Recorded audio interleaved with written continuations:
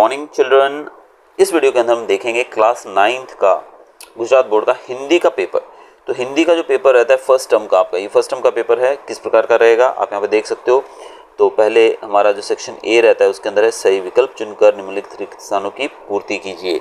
तो यहाँ पर पहला क्वेश्चन तो बहुत ही ईजी है। यहाँ पर दो ऑप्शन दिए गए हैं, क्वेश्चन आपको दिया गया है, ऑप्शन चूज करके लिखना है। तो ये 2 मार्क के क्वेश्चन है, आपके लिए आसानी से सॉल्व हो सकते हैं। क्वेश्चन नंबर 3 की अगर बात करें तो ये हमारा सही शब्द चुनकर योग्य उत्तर दीजिए। यहाँ पर फिर से आपको ऑप्शन दिए गए, देखिए यहाँ पर क्वेश्चन पूछा गया है ऊपर और 2 ऑप्शन दिए गए, दोनों में से आपको सही ऑप्शन को चुनकर आंसर देना है। तो दोनों सिमिलर है, तो 2 मार्क यहाँ पर आपके बन गए भाई। तो काफ़ी ईजी पेपर है, आपको बहुत ज़्यादा डिटेल में पढ़ने की जरूरत नहीं पड़ेगी यहाँ पर। नेक्स्ट क्वेश्चन हमारा बच्चों जो है निम्नलिखित प्रश्न के उत्तर एक वाक्य में दीजिए, यानी वेरी शॉर्ट आंसर। एक वाक्य में बताना कि देश का वातावरण कैसा बन जाता है, सिर्फ आपको लिखना है 1 वर्ड के अंदर या 1 सेंटेंस के अंदर। अगला क्वेश्चन है यहाँ पर, ये भी 2 मार्क है बच्चों। नेक्स्ट है आपका निम्नलिखित प्रश्नों के उत्तर 2 से 3 वाक्य में दीजिए। यहाँ पर 2 से 3 वाक्यों के अंदर आपको आंसर देना है और ये 2 मार्क है, ये भी शॉर्ट आंसर है। लेकिन ऊपर वाले जो क्वेश्चन थे वो वेरी शॉर्ट आंसर्स थे, वहाँ पर बहुत ही छोटा लिखना था। फिर लॉन्ग आंसर्स की बात करेंगे अभी बच्चों। तो लॉन्ग आंसर्स जो है आप देख सकते हैं यहाँ पर फिर से 5-6 वाक्य में लिखना है। इसका मार्किंग है 4 मार्क और यहाँ पे ऑप्शन दिया गया 9 क्वेश्चन 2 बार दिए गए। इनकी रानी लक्ष्मीबाई एक अद्भुत मिसाल थी या फिर लेखक बीमारी में भी क्यों काम करते थे, दोनों में से आपको कोई एक लिखना है, आप अपनी मर्जी से कोई भी लिख सकते हो। क्वेश्चन नंबर 10 की तरफ चलते हैं। सही विकल्प चुनकर निम्नलिखित रिक्त स्थानों की पूर्ति कीजिए। देखिए फिर से सेम है चीज़ भाई, ऑप्शन दिए गए हैं, क्वेश्चन पढ़ना है और ऑप्शन सही चुन के वहाँ पर लिख देना है। दुर्बलों के डैश पौरुष की साधना रक्षणार्थ, तो आप आराम से कर सकते हैं इसको। 12th क्वेश्चन जो है फिर से निम्नलिखित वाक्य काव्य पूर्ति कीजिए। अब कविता है, आपको कविता आनी चाहिए फिर आप इसको पूरा कर सकते हो, और मुझे नहीं लगता कि ज़्यादातर बच्चों को कविता आती होगी। तो ठीक है, अगर आप पढ़ सकते हो सारी कविताएं तो आराम से आपको आंसर मार्क्स मिल जाएंगे इसमें भी।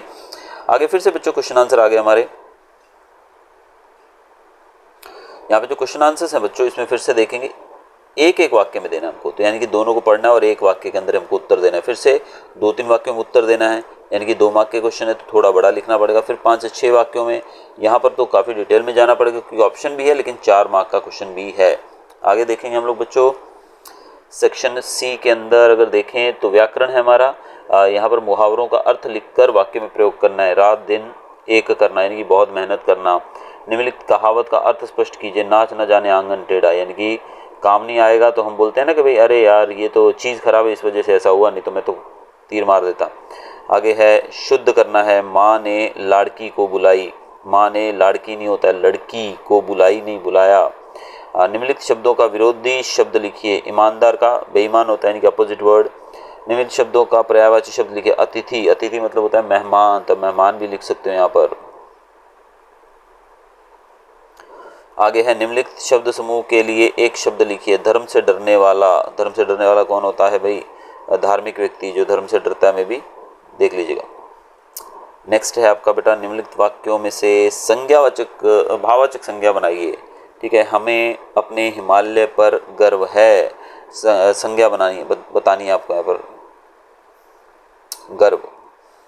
देन निम्नलिखित शब्द का उपसर्ग दीजिए। पराजय, उपसर्ग बताना है इसका।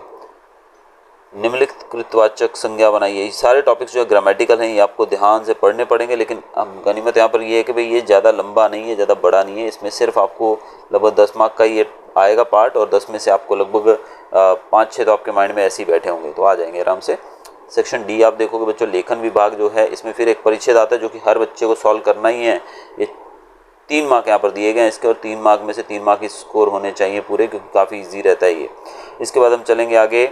रूपरेखा के आधार पर कहानी लिखकर योग्य शीर्षक दीजिए। कहानी लिखनी है भाई हमको, तो यहाँ पर कहानी लिखना काफ़ी आसान है क्योंकि आजकल तो आउटलाइन भी दी गई होती है, तो आउटलाइन दी गई उसके हिसाब से आराम से आप लिख सकते हो। अगर आपको ये नहीं आती है लिखनी तो इसके अथवा यानी कि ऑप्शन में दिया गया है पत्र लिखना। अब चाचा जी ने संदीप पाठक को उसके जन्मदिन पर उपहार के रूप में कैमरा भेजा, तो उसके लिए हमको एक पत्र लिखना है। तो दोनों में से आप कोई भी कर सकते हो, 3 मार्क का है ही बच्चों। नेक्स्ट अगर आप देखने जाओगे क्वेश्चन, निम्नलिखित निबंधों में से एक निबंध लिखना है भाई। बस स्टैंड पर आधा घंटा, अब ये कोई पर्टिकुलर चीज़ नहीं है कि भाई आप याद करके लिखोगे, ये अपनी मर्जी से लिख सकते हो। तो समझो आप बस स्टैंड पर वेट कर रहे हो बस का, आधे घंटे में आपने क्या क्या देखा, कैसे कैसे चीज़ें हुई वहाँ आपके साथ, वो सब लिखना है यहाँ पर। वृक्षारोपण यानी कि ट्री प्लांटेशन, ये तो बहुत ही आसान है। और सबसे अच्छी बात यहाँ पर मेरे को क्या लगी कि भाई ये लोग जो ये दे देते हैं ना बच्चों, देखिए टॉपिक्स देते हैं। यातायात में बस कम है तो जैसे वृक्ष है, मनुष्य के मित्र है, वृक्षारोपण एक पुण्य कार्य एटसेट्रा, ये काफ़ी ईजी रहता है। तो बच्चों ये था हिंदी का पेपर हमारा, और ये मार्क्स जो इसमें रहते हैं 50 मार्क्स रहते हैं। फर्स्ट टर्म का पेपर है। और अगर वीडियो अच्छा लगा हो तो चैनल को सब्सक्राइब करना मत भूलिएगा। Thanks for watching.